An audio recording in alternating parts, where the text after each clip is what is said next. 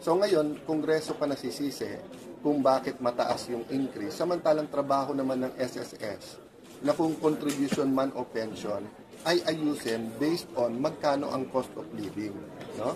So, tanggalin natin yung tanong, kaya ba o hindi yung increase.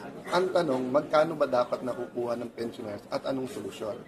So by itself, no, even before mag-override, pwede namang gawin ng SSS, magrekomenda sa presidente, how much they can afford, paano itataas yung contribution, kung yun, or how they can collect better, no?